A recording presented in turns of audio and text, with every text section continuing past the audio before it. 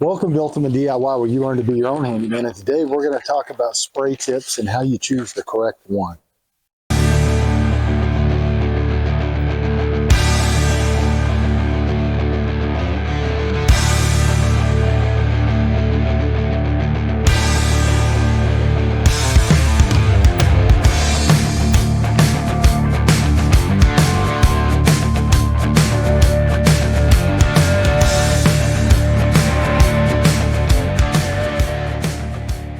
So I get a lot of questions on the tips for sprayers. How do I know which tip to buy? How do I know which one is going to work with the material that I'm using? Oh, and can I use a Grayco tip with a Titan, or a Titan with a Grayco, or any of the other brands that are out there?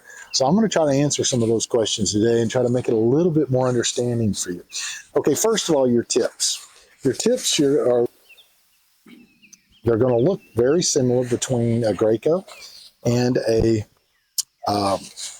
Titan. So what I'm going to do is I'm going to try to break it down for you so you understand what those numbers mean.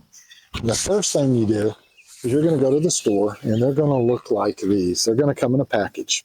This one is a 415 Grayco. This one is a 621 Grayco. And when you're first looking at it, if you're not doing this every day, you're going to be like, those numbers are meaningless to me. I have no idea what it is that I'm buying. So let's do it. Let's break it down by the numbers. The very first number that you're going to have in your tips is going to be the spray width. How wide will this spray tip spray? So the very first number, say on this one, is a 621. So in a 621, you're going to take that first number, multiply it by 2. You do that on all of them. This one is a 415. I'm going to multiply it by 2. So the 621, if I multiply it by 2, 2 times 6 is 12. That means I have a 12-inch wide pattern when I spray. And that's also done from 12 inches away. So they're saying if you're 12 inches away from the wall with this tip, it's going to spray a 12-inch wide pattern. On the other one, I have a 415. Take that 4, multiply it by 2, that gives me an 8. So now I have an 8-inch pattern at 12 inches away from the wall. So that's simple to remember. Anytime you go to order a tip or go to look to buy a tip, look at the first number and decide how wide of a tip that you want. Now, I will tell you, bigger is not always better. You can go all the way up to a 24-inch wide spray pattern. I mean, that's really big. You're going to be out here. Yes, covers a lot of area in half the time. But if you are not familiar with your sprayer, if you do not spray every day, if you are a DIYer, or if you are just plain new to the painting game, get some time under your belt, learn how to handle the smaller spray patterns, because that big spray pattern throws a lot of paint out. And a lot of times I see people, they'll spray here and they overlap a whole bunch. They're just not used to it. They go through a ton of material in a very short time. So I would recommend sticking with nothing bigger than maybe a 10-inch wide spray pattern in the beginning. So that's your first number. Now your next two numbers are going to tell you, let me show you the close-up here of this spray tip. The first two numbers are going to tell you what size this orifice is. The orifice is what the paint is forced through under pressure. So how that comes into play is the smaller the number is going to be, the finer the mist, and the material it's a small orifice. The material has to be easy flowing and go through it. So what is the most easy flowing material? The most easy flowing material is going to be a stain or a lacquer, because a stain doesn't have any paint pigments in it really. It's not heavy and thick like a paint. It comes through extremely watery, oily. So I don't need a very big orifice to spray through that. So if I have, say, a 009, which is your beginning, that's going to be a very small orifice spraying that spray out. Now, how these work on the last three numbers, if it's a stain or a lacquer, I believe it's going to be 009 to 013. So to make it simple, I'm going to say a 9 to a 13. So if I take my same ones that I bought and I look at my numbers, so let's say this one, this is a 415.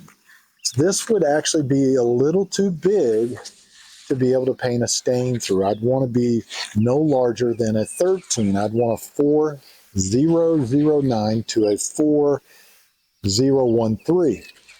That would be a perfect one for a stain or a lacquer. So the next one would be an oil-based paint. Now the oil-based paints are going to be just a little thicker than an actual stain. So on an oil-based paint, you're looking at a 13 to a 15. So this would work great on an oil-based paint because I am a 415. 4 meaning double it. That means I have an 8-inch wide. And 0, the 1.5 means that it's at the very end of the oil. So it's going to put a lot of oil out, pretty much my maximum, at an 8-inch wide strip. Now, you may be saying, okay, all that's great, but I'm not using any stain. I'm not using any oil. I want to use paint, and I'm going to use a latex. So your standard exterior, interior latex is going to be much thicker than any oil-based product. So on that, you're going to need a much larger orifice. It's going to start out at the 15 and go to 19. So that means that this one right here could also be used for a latex paint. Now it's the smallest number. It's a 415, meaning 8-inch wide, 15 meaning a little bit larger orifice, but it's at the smallest orifice for latex. I could actually, getting my paint to work, and it's a latex, I could go up to a 419. And that would be the largest I would use in a latex. Now that's a standard latex. There are heavier latexes that you're going to be spraying, which could be things like paste coatings for a roof and things like that. Now those are going to use a special tip, and I'll go over tips in just a second, colors. But that can go all the way up. I believe it's to a 19 to a 20, 25 maybe. And that's going to be for a heavy product that it's just sprayed through. It's not necessarily a regular paint per se. So most handymen and most DIYers are going to stop around that 19 range, somewhere in that area. So I would suggest not going any wider than a 10-inch wide strip, because you get wider than that, like I said earlier, it gets harder to control, and you're going to waste a lot of material.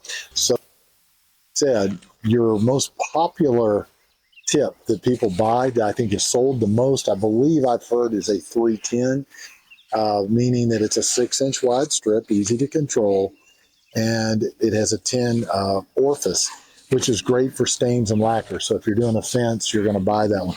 But my preferred tip that I use, which kind of works across the board, is going to be a 515. 5 meaning I have a 10-inch wide strip, and the 15 is really important because it's at the largest orifice for an oil, so I can use an oil with that tip, but it's also at the beginning orifice size of the latex. So that means I can use that same tip on oil and on latex. So that is the 515. Now, when you go to order these tips, they're going to come like this, and they're going to be, this one is black. I believe it's black and blue are going to be your normal, which you use pretty much for everyday stuff. Now this is on Grayco, by the way. Titan will have their own little color code, and so does Wagner and all the other different companies that have tips. So the color codes are going to depend on that company, but the numbers are generally done the same. Fine finish on Graco used to be green, but I believe they've phased those out now. I haven't had to get any of the fine finish tips in a while. I believe now they actually say HVLP on them, which means high volume, low pressure, and that'll be actually on the tip. And you'll use those things for like furniture, cabinets, and things like that. And you use those a lot in their little handheld guns, but you can even use them on the big sprayers as well. The other one, they do have a yellow tip, I know, and the yellow tip is going to be for striping in parking lots and things like that. You may or may not use that a lot. And the other one was the one I was talking about, which is the heavy duty tip, which you'll use for roof coatings and things like that. And I believe that tip is gray. Unless they've changed it, that was what it was last time I was looking. So now comes the next question I get, which is, I want to take this tip and I want to use this Graco tip in my Titan machine or my Wagner or what have you. Can I do that? So the answer is yes, you can, but there are some caveats. And basically how that works is this. I'm going to take my guard off, and this is my extension. And you can say this is an extension or this is the tip of the gun. These threads that you have usually on the extension or on the tip of the gun are going to be standardized.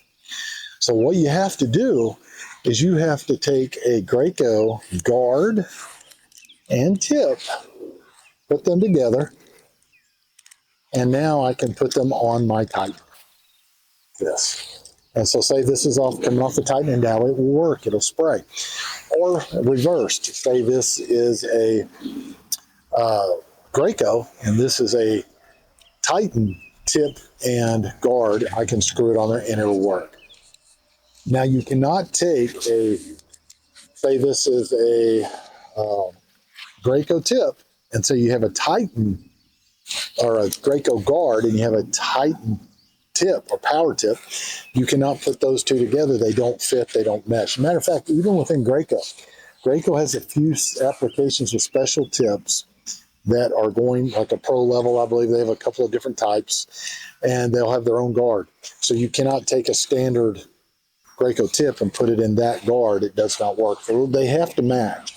So yes, you can mix and match those for different companies, but you're going to have the guard as well. You can't just go buy the tip at the store in your guard. Say for instance, if my Titan, I'm out on a job and my Titan tip messes up and I run to the store and all I can find is a Grayco. That's it. They have no Titan. Well, I can't just buy that and run back and put it in my gun and make it work. I'm going to have to go ahead when I'm there, buy the tip, buy the guard, put them together, put them on my Titan, and now I'm in business. I can do it. So yes, that'll work that way. One other thing I wanted to point out too, if you're not familiar with the spray guns, by the way, and you're having trouble, say you go get latex paint, you've mixed it really well, you had them shake it at the store, you come back, you're putting it in the gun, and it just keeps jamming, and you just can't get it to spray. It's clogging, it's spitting. There's a couple of things you can do here. One of them is make sure your pressure is high enough so that you're getting a good spray pattern. If your pressure is set right and you didn't start your machine and accidentally leave it on prime, and I see that happen a lot, it's on the prime button and it's not spraying, make sure that your pressure's right. If the pressure is correct and you're still having problems, read on the side of your paint can and make sure that it's okay to put some paint in it, or what I call, it's called Flood.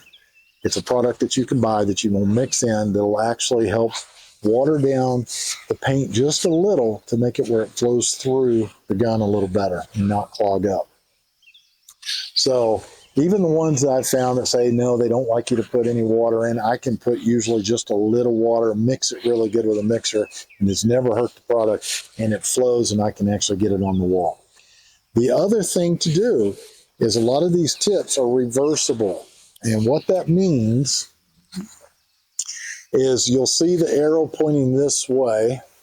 That means my spray is spraying. So when it's in like so, I put it in, it is spraying. Now I can actually reverse this tip, pull my trigger, and it will now clean out the tip. These are reversible cleaning, self-cleaning tips. As soon as I do that and it's spraying again, turn it back around, and I'm ready to go again.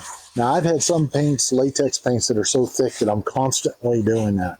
So that's why I said you may have to kind of water the paint down a little, you may need to go and get another tip. So if I'm having that problem with the latex and say I have say it's a 415. Okay, that's at the beginning of the latex numbers. It's an 8-inch wide strip. It's at a 15. I can go a 15 to a 19. So what I would do is I'd go back to the store, stick with my 4, or you could even go with a 3 and have a 6-inch wide. So it means it's not going to have to push out quite as much material, but same width. I'd go back, I'd get a 4, and I'd do a 19. I'd do a 419. Come back, put that in, see how it works, because now I've got a bigger orifice to spray that through, and it should work a little easier. All depends on the paint that you're using. It depends on the weather outside. If it's cold outside, that paint may not be moving through that machine quite so easily.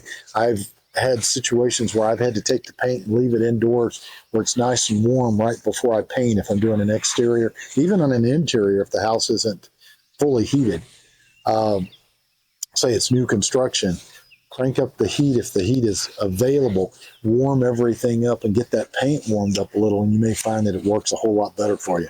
So there you go, guys. It's not that hard to read the numbers when you're ordering these tips for your spray guns. I hope you guys got something out of this today. If you're not a subscriber, please consider subscribing to the channel and be sure you hit the notification so you know about all of the upcoming videos as they're released. If you have time, leave me a like and a comment. I love reading the comments, and I know other people do as well. It really helps the channel grow. So I do appreciate you guys watching, and we'll see you on the next one.